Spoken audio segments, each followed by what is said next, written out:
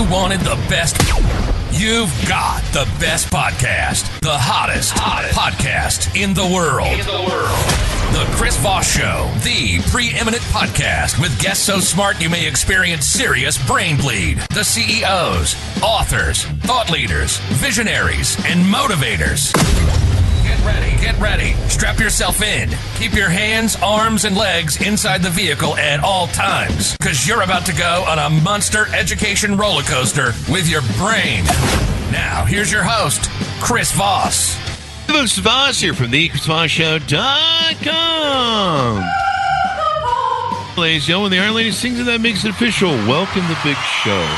We have an amazing young man we're going to be talking to today about some of his insights, his stories, his lessons of life that you can use to maybe make your life better, because that's what we do here on the Chris Voss Show. Help make people you know's lives better. For the show to your family, friends, and relatives, go to goodreads.com/Chris Voss, linkedin.com/Chris Voss, Chris Voss1 on the TikTok, and all those crazy places in the internet. Opinions expressed by guests on the podcast are solely their own and do not necessarily reflect the opinions of the host or the Chris Voss Show. Some guests of the show may be advertising on the podcast, but it is not an endorsement or review of any kind. Today's featured author comes to us from bookstolifemarketing.co.uk. With expert publishing to strategic marketing, they help authors reach their audience and maximize their book success. Today, our young man we have joining us on the show is Griff Ruby. He's getting younger the more times I say it, I think. His book is entitled The Resurrection of the Roman Catholic Church, a Guide to Traditional Catholic Community, out September 26, 2002. You can check out his book wherever fine books are sold and all that good stuff. So we're going to get into it with him, find out more about his life and his journey, etc., etc. Mr. Griff Ruby was born in 1958. He found the faith without the luxury of a religious upbringing and at a time when Catholicism itself had lost its identity. His writings reflect many years of research into the Christian history and theology and ecclesiology. He lives with his wife, Juliet, and son, Martin, on the Central California coast. Welcome to the show. How are you, Griff? Well, I guess I'm very well. Yeah, you're on the Chris Voss Show. Hey, I'm on the Chris Voss Show. So give us your .coms. Where can people find out more about you on the interwebs? .coms, well, right now, I think the best place just to find the access to the book, because the only site I have is very old, and it was to promote the book, more than like 10, 15 years ago. So actually more like 20 now. But the idea was to promote stuff, but it's still the old HTTP protocol, and a lot of modern browsers have a problem with that. So I don't know that I have that site. The best places to find me, to find my book, the easiest place would be on Amazon, because Resurrection of the Roman Catholic Church, and also my other book title, Sede Vacante, is on Amazon under my name, Griff Ruby. The other place that I like to put stuff in where people can post comments is that on YouTube I have a channel called Mr. Ubi Petrus. And Ubi Petrus is just a run together of two words in Latin to say where Peter is. So that's probably the best ways to access me as far as maybe my publisher has a site too, but I don't remember it off the top of my head. Mm-hmm. And let's see. So in the show, give us a 30,000 overview of the book and what's inside. Okay, 30,000 foot overview. Now, this is kind of the big item, actually. You see, the claim that I make in here is a very large scale claim, and it may sound out there when you first hear it, but as you see it defended and as you see how this works out, it is really something that is important for certainly everyone who is concerned, let us say, with following Christ, really should know about all of this. I think people get this idea of religion as kind of this blob that you can kind of make anything of it you want. You can have the, like one of those Rorschach ink blot tests, that psychologists would use. And one person says, oh, it's a butterfly. And someone else says, oh, it's two young girls dancing, blah, blah, blah, whatever. And of course, what somebody sees is that it doesn't really tell us anything about the ink blast, but about the mindset and psychology of the person seeing whatever they see. But when it comes to religion, there really is more than that. God created a church Jesus Christ did a lot of things. We know that he wandered around Jerusalem. We know that he preached all these wonderful sermons. We know that he worked these miracles. We know that he came back from the dead. And if we understand the Christian gospel, even at its barest rudiments, we understand that he was crucified for our sins, came back from the dead 3 days later, and ultimately ascended into heaven and so forth. So we know these things, but there's something else he did that I think a lot of people aren't aware of, and that is he founded a church. Once you watch for him doing that, there's actually a lot of that scattered throughout the New Testament. He's picking its leaders, the apostles, and how the succession goes. And he's really showing how everything is done and explaining a lot of it. A lot of the parables pertain to growing the church. So it isn't a subjective thing. And I came across this illusion, and some people have seen this on the internet. If you're just listening to this, you can Google the phrase cigar in brick wall, because here's this picture. I don't know how clear we can get this. And it shows a brick wall, and there's this little bit of white stuff that looks like a rock stuck in the crack between the bricks. When I first saw it, that's what I thought it was. And I thought, well, what's the big deal? But there are people who say, well, no, there's a cigar in the picture. Do you see any cigar? Not really. Well, but okay. I mean, it's not the great picture. Okay. Yeah, well, I could be part of it. But the other thing is, the cigar actually lines up perfectly with one of the cracks in the bricks. And it actually sticks in between here, and it's sticking out, and the camera just lined it just perfectly. So that actually that little rock-like thing is actually the tip of the cigar. Yeah. So I was like, once you see, oh, yeah, that is a cigar. If you look closely, you could almost figure out, well, I don't think it's a Cuban cigar, but, you can almost figure out what cigar it is if you know cigars, which I don't. But, it is a real cigar. But it's blended in so nicely that, when I saw it first, and obviously even as you still see it now, it just looks like there's a brick wall and there's this little rock stuck between a couple of bricks. But so is this a subjective thing? Is it just some people think they see just a brick wall with a rock in the crack, and other people think they see a cigar? And if you don't know, if you ever point it out, you can say to yourself, well, I don't know why anyone would say that they see a cigar. I don't know what they're talking about. But once you see the cigar and you picked it out with your mind and you pierced it out and go, oh my God, it is a cigar. And the big thing is, once you see it, you can't unsee it. So those of us who have seen the cigar will never be persuaded that it was simply, even I myself had thought it was before I saw the cigar. In other words, it's an objective reality.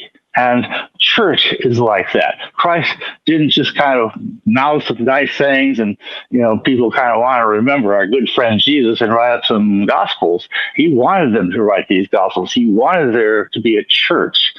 And he wanted that church to continue with a specific chain of authority that has continued through the bishops and the popes and leaders of the church from then until now. Excuse me. So he wanted that. Now, here's the thing. Most people probably you said I'm young. I'm well into my 60s. I'll leave it at that.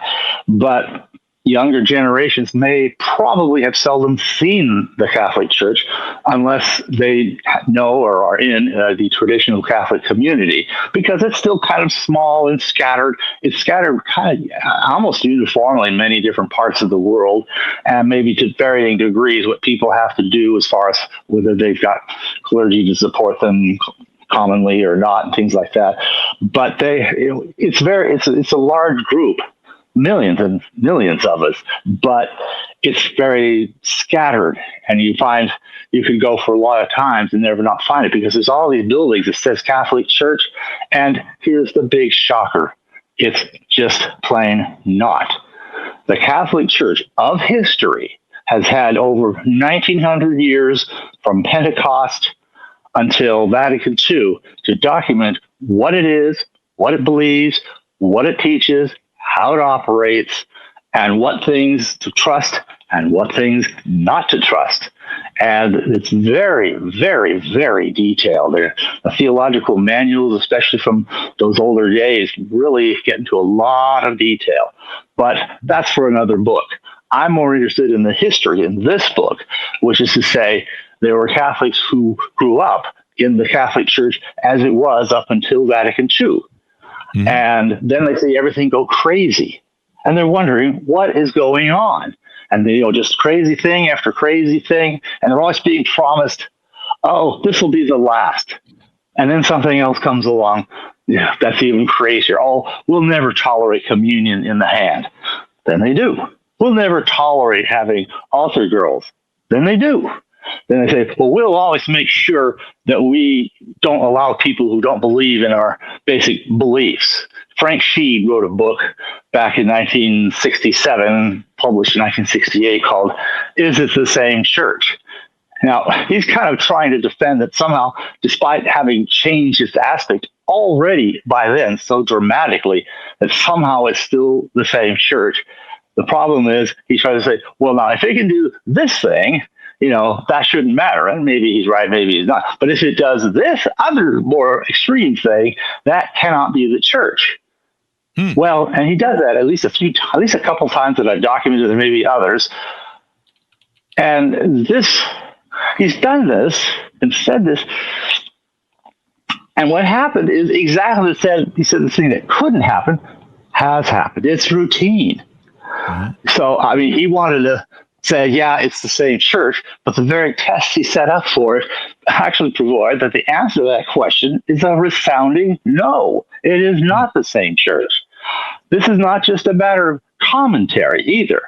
So, I think of a woman looking at the fat, balding specimen of a man who won't get up from the couch just to carry out the garbage, and he says, "You're not the man I married." Obviously, of course, he is the same man. He's just lost that fervor he once had when they were courting. But rather, it's more like what happened when this happened to a young single mother in Los Angeles about 1928 or so. She was raising this young boy by herself. She had to have a job to support them. And the boy would be in school. He's a school-aged boy. And she comes home one day and he's not there, not with any of her friends. She can't find him. And she calls the police, and they'll start looking for him, missing person. Well, after some weeks or something, they bring back the boy, and they say, here you are. We're all happy. There you are. Take a nice picture in front of the train where we brought him. There you are, standing next to your son, happily reunited. Smile for the camera, please. But she's all, wait a minute, this isn't my son.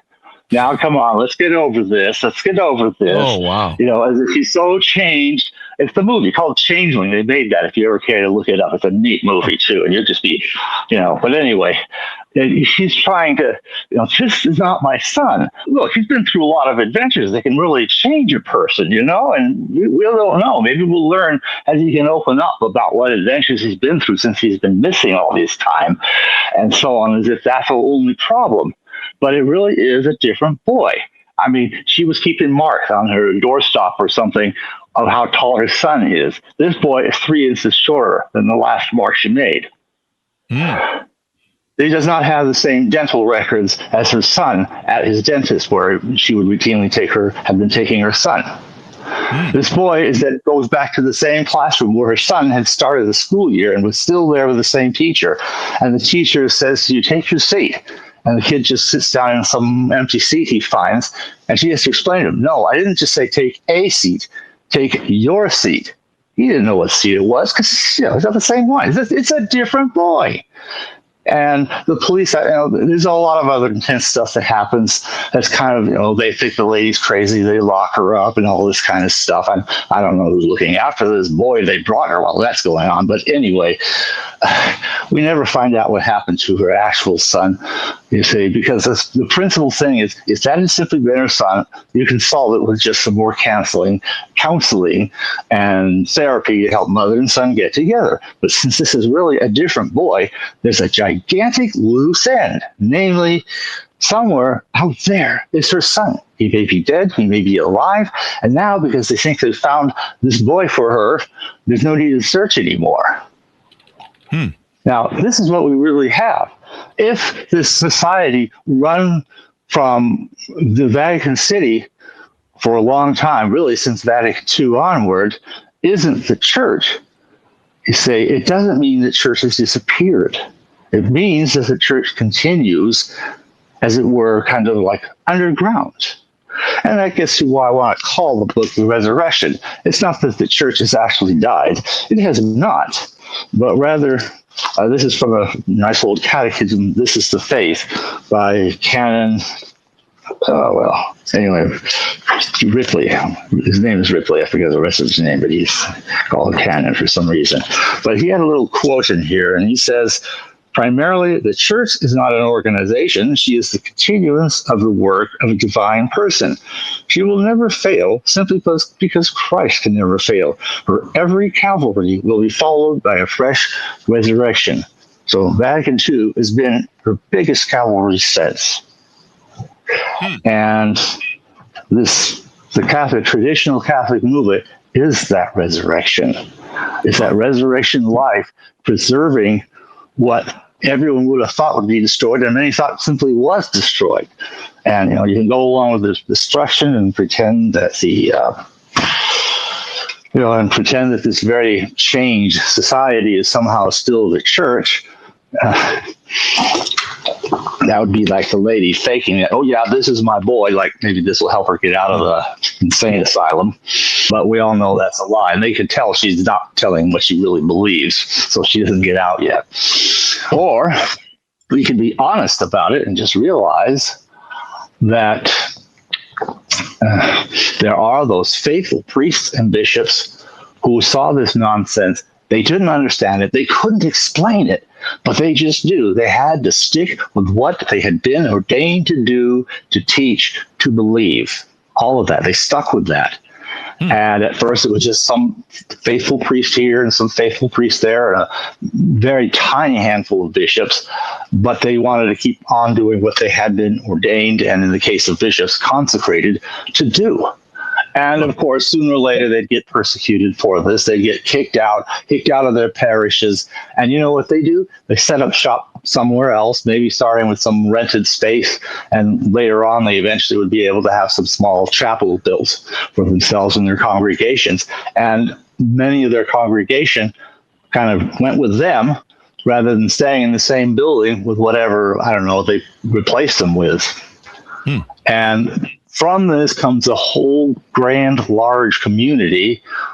Sometimes I've called it a movement because it's not a movement like we're changing or moving from one place to another, but it is like a movement in the standpoint of, we are active. We have things to accomplish. Christ gave his church a mission. We have that mission. We have that obligation. So that is the big picture. It's a shocking thing, but at the same time, it's really the explanation needed. All through the 60s and 70s, when every time you went to church, what have they done this time? Oh my God, what the heck is this? You say, why are they doing all this? Well, the real reason for all these changes is that was their way of telling the whole world, we're not Catholics anymore. That was the real point of all the changes that they were making all the time, from what had been to what is now, from the Latin Mass to this other vernacular thing, which, by the way, the content of the prayers has been changed substantially. Whole doctrines just knocked out that are in the classic, saints and so forth, just gone. And then this new thing is like, have a nice day. Let's all be nice people and so forth. And, any church can tell you that. I mean, even things that aren't churches can tell you that, the else, or you name it. You see, but Christ wanted to deliver something greater to mankind, his righteousness, his holiness.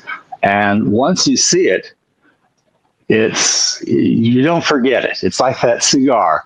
You may convince yourself not to want to think about it, but you really can't truly unsee what you saw. And that's what I'm thinking. I mean, okay, that's a big 30,000-foot view, but this book really is some of the background, what happened, why did it happen, how did it happen, what are some of the evidences of what had changed, and then I finally dive into the actual history of these individual priests and bishops, laity and so forth, who are gradually, like the ship is sunk, but we have a little raft here and a couple more people swim to this raft, and maybe another people have a raft, and we can tie the rafts together, and bit by bit we're kind of trying to pick up the pieces of the survivors from what few people have managed to stay afloat when the rest of the ship went down. It's kind of like that.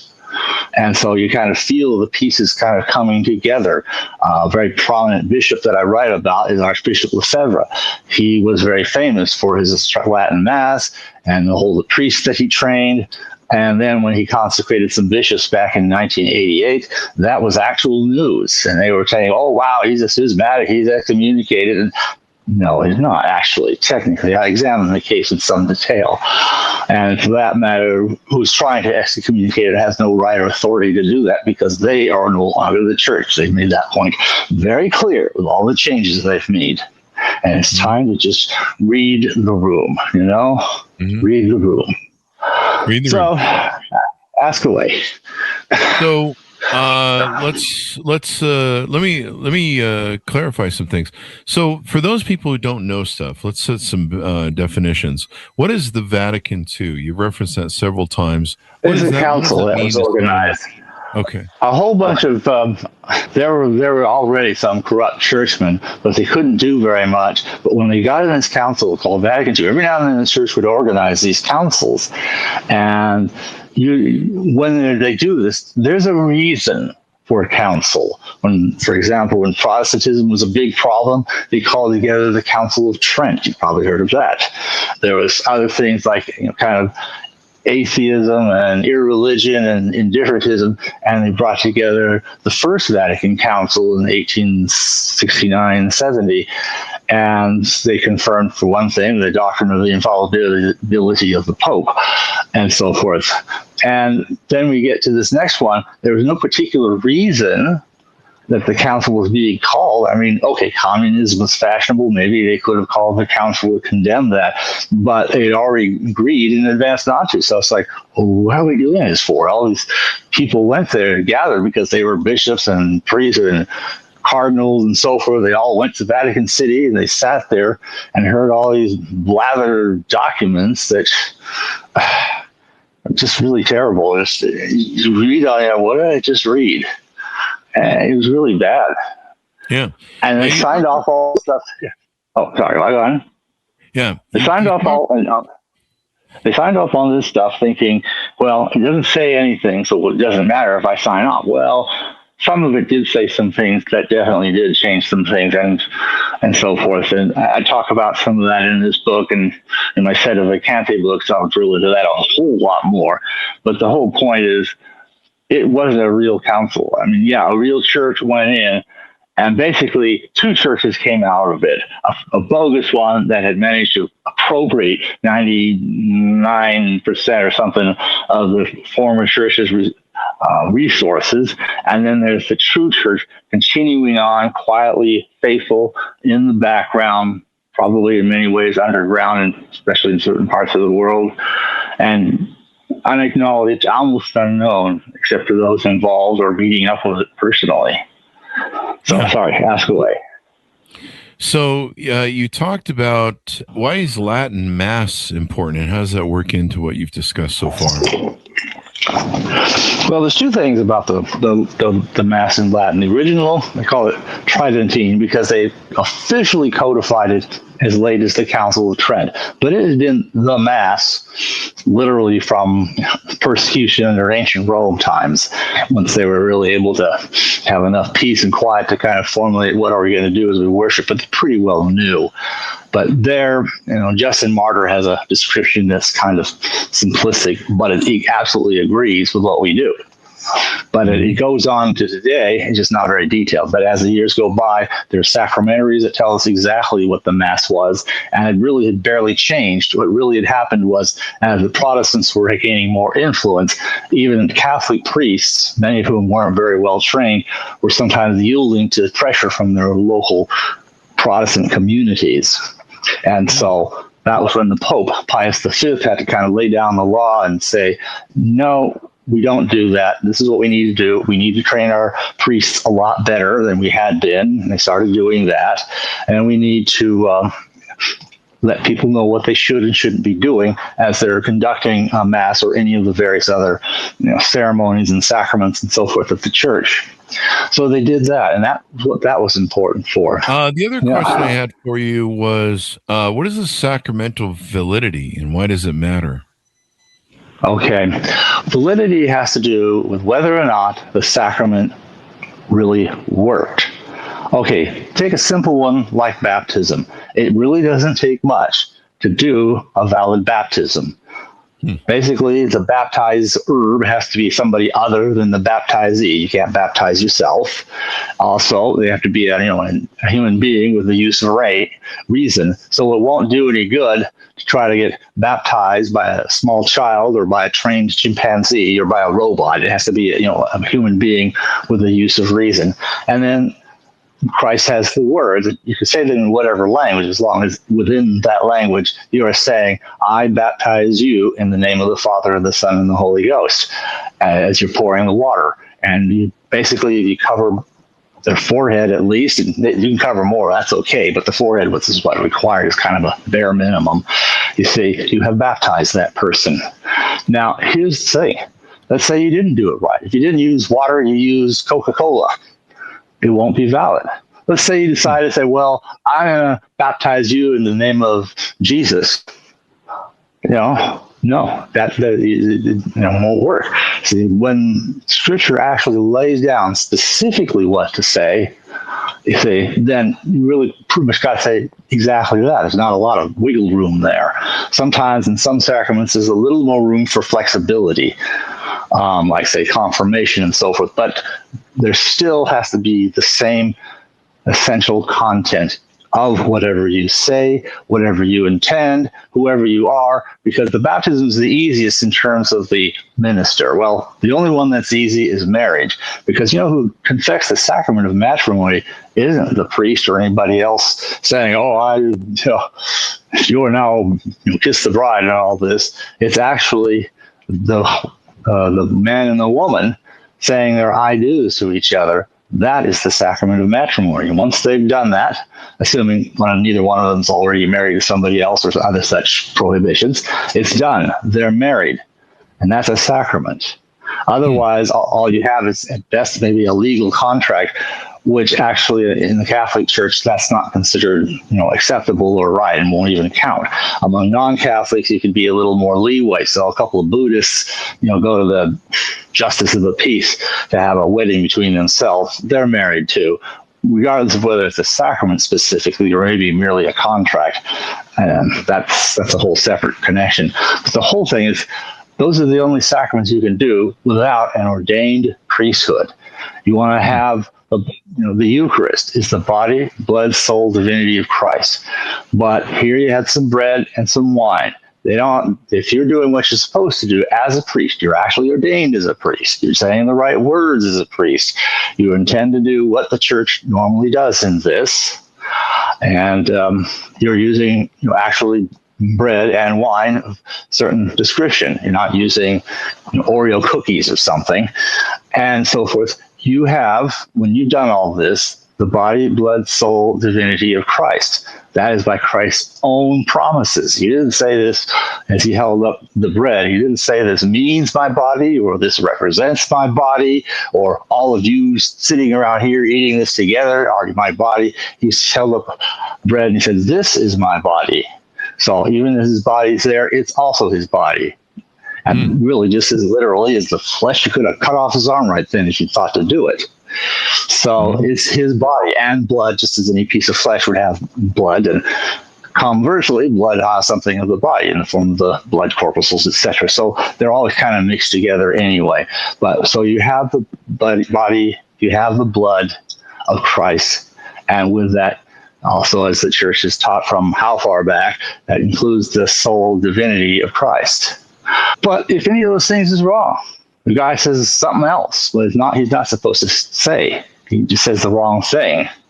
Or he uses Oreo cookies and, let's bring up Coca-Cola again. Sorry, Coke, I don't want to blame you. I'm just throwing it out here as an example. Or if he's just pretending to do this, but he doesn't really intend, and that's a little harder to document. And so if any of these things are wrong, you just end up with the same wine and bread or whatever you've used that you started out with. The sacrament didn't work. You do not have the body, blood, soul, divinity of Christ. You just have a piece of, hopefully at least bread, and hopefully at least wine. Just like when you started. One other thing you claim in the book, that the Vatican leaders are not real popes, and yet you accept Catholics, those who think he is. Why and how can you explain that? That question's confusing. That's a good question, yes, and I appreciate that. Because here's the thing. To understand what is a Catholic pope, one has to be rather conversant in a lot of things that, face it, most people are just not. First, you'd have to, how do you even evaluate if somebody's a pope? Because everybody thinks he is. Up until Vatican II, that was generally good enough. Now, there's been other various popes at various times in the world, and so forth. Voss, I think, started something where he kind of made himself a pope. There's, I think, the Ethiopian church has somebody they call a pope, and I mean, there's various other popes. Maybe you hear the expression of the Black Pope is some satanic figure. I mean, okay, there's various popes in the world, but usually when people think of pope, that would be simply a pope, which is supposed to mean a successor of the Apostle Peter. Now, what does it take to evaluate whether somebody is a successor of the Apostle Peter? Or more appropriately, when do you know that this is a question? It is a question when he's doing things that are outside the parameters. A pope is said to be, and this is Catholic doctrine, confirmed at the First Vatican Council, by the way, but it's obviously been believed, but now they just officially confirmed it then, that a pope is infallible. That means if he's teaching the whole church on a subject of faith and morals and clearly intending to impose, this is what the church always believes and must always believe, whatever it is he says they're supposed to believe will be. And that is made so, regardless of whether the man has thought it through or not. It's a sin, though, if he hasn't, researched it out. But he'll still say something right, because that's the power of the Holy Ghost, keeping, honoring the protection that God has made to His church. So, if you find somebody who can say something that clearly contradicts what popes have already confirmed is dogmatically true, that is something a real pope cannot do. If somehow he would lose his state of being the papacy if he could do that. And it remains to be seen whether that's even possible. I don't even know the answer to that. Theologians disagree and always have. But clearly, once he's teaching stuff that contradicts what the church has always taught for almost 2,000 years now, that in and of itself evidences that somehow, and it doesn't tell us how, why, or when, but somehow this man has failed to become a pope, or else he has somehow lost his claim to the papacy if he had ever received it. And that is inescapable. Problem is, a lot of people, this is a lot of theology. You got to be read up on theology and know the sources well to understand all these things, to understand what he's contradicting. Because if you don't know what he's contradicting, it's like, well, he says the same, well, it sounds good to me. I don't just, that's not enough to go by. And then here's the other thing, is that if he's the Pope, he's got to be protected. If he's not the Pope, he's going to be not, he can say anything he wants, like all the rest of us. If I wanted to teach that little green men from Mars are the real, were the real Jesus, the Holy Spirit is going to stop me. But the Holy Spirit would stop a Pope from saying a nutty thing like that. So that's kind of the difference. Now, I'm trying to think. So what about the ordinary person there? They don't know all this stuff. They don't know how to evaluate that. But they don't want to go. They think it's like a matter of judging people. You don't want to go judging people. That's not a nice thing to do. Judge not, that you shall not be judged. That's in the Bible. But does that mean we just can't judge? We just got to, he calls himself a pope. We have to believe everything he says like he's a pope, even though he tells us stuff that we've already learned is not true in our catechisms when we were growing up. You see what I mean? People don't know the rules. And if they haven't studied those rules, and it's not out in all the basic catechisms, You see, you don't see that in just your ordinary, the Baltimore Catechism is going to tell you how to detect if somebody is or isn't, has somehow failed to be a pope. It's not going to go into that because for 1900 years, that at least was not a problem. Even when we had multiple claimants to the papacy who were ultimately, even though they weren't real popes, what they led was still parts of the church because they were able to come back together. We have that in the first Western Schism. Huh. So what it comes down to is individual Catholics aren't all called to be theologians. You not only have a soul to save, but a family to feed, and it's maybe all we can do just to do that much and to try to live a pious, upright life. And that, at least, we should be able to discern from the holiness of what a real Latin Mass is all about. It's not just the language, it's the content of the prayer, all of the rubrics, the way it's all done. All of that adds up to something that made it really something fundamentally different, a different religion from what you find in your local St. Miscellaneouses today. Oh, wow. So, yeah. So that's what it is. Yeah. So, what do you want people to come away with as we round out the show? What do you want people to come away with in understanding what your book is and the message you're trying to send to people? The message is, if you're interested in being a Catholic and saving your soul the way Jesus Christ founded the church to help everyone to do, what you really should try to do is the easiest is to find a Latin Mass. Now, there may be parts of the world where there's other rites of the church, the Byzantine rite, Ukrainian rite, and so on. And sometimes the challenges are somewhat different. I talk about that a little bit too, but I know I'd have to have a great deal more familiarity, first of all, with these rites in their traditional forms, and then with what has happened to them since the Vatican II. They clearly have been compromised in some ways, and some of them in a lot of ways, and others maybe not quite so much. It's a tough call, and I kind of have to say that much in my book. But what you look for is a Mass that you can see what it is. It's not only said in Latin, but it's really the original Latin prayers that were being used. Even if you can't hear what they're saying, in fact, you won't hear a lot of what they say, you have your missal that you can look at, and it'll tell you everything. And you can tell if what they're doing is saying that or something else, because the whole rhythm of what they do will be off or different if you're not using the right Roman missal, a real one versus, say, what we call a Novus Ordo, New Order one. So that's what you should try to do. There is a directory where you can find that. Mm-hmm. And that directory would be, if you go online, it would be at Traditio, TRADITIO.com. It's the oldest traditional Catholic website on the whole internet. They actually founded that in September 29, 1994, before I even really came along. So this is by a priest from a long time ago, but it's still there, and it's maintained as various, true Latin Masses get added or taken away, and you just look for what's near you. And if you're in a different country that has contact information, if you're in this country, here's somebody to call, and so on, or contact. So one way or another, you can hopefully get a Mass and so forth. Then there's other things you can do if it's still harder, and I talk about that. But the point is, you try to find the real faith. Start with old, real catechisms, for example. Not the new catechisms are full of fuzz and blur, and you never know. But basically, pre-1960, I should say, should be safe enough.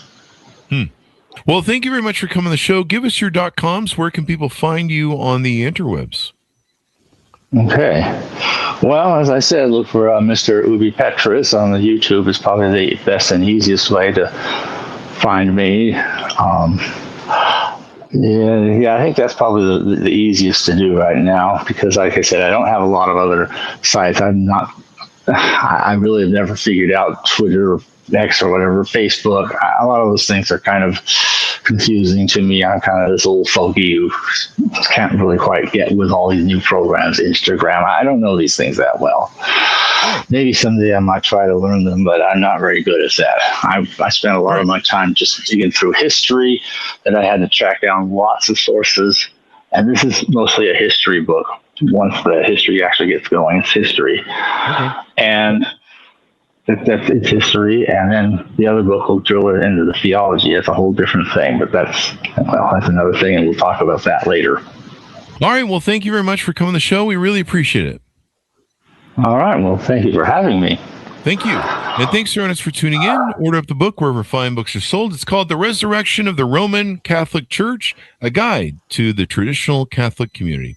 Out September 26, 2002, but I believe this is the 2019 updated version. Is that correct? Yeah, that's correct. It's been through a few updates, and some events have happened that history's like that. In fact, some more history's happened, and I'll have to revise it again one of these times and bring in later history and so forth. So, yeah, there's been some revisions, and it's interesting that a book that's been around so long is still selling, because this is not about me or my life or my journey. That doesn't even come in here. This is about everyone's journey. Okay. Especially all right. Well, thank you very much. Okay. All right. Well, thank you. This is where we got it. All right. And thanks so much for tuning in. Go to goodreads.com/Chris Voss, LinkedIn.com/Chris Voss, Chris Voss 1, the TikTok, and all those crazy places on the internet. Be good to each other. Stay safe. We'll see you next time. You've been listening to the most amazing, intelligent podcast ever made to improve your brain and your life. Warning, consuming too much of the Chris Voss Show podcast can lead to people thinking you're smarter, younger, and irresistible sexy. Consume in regularly moderated amounts. Consult a doctor for any resulting brain bleed.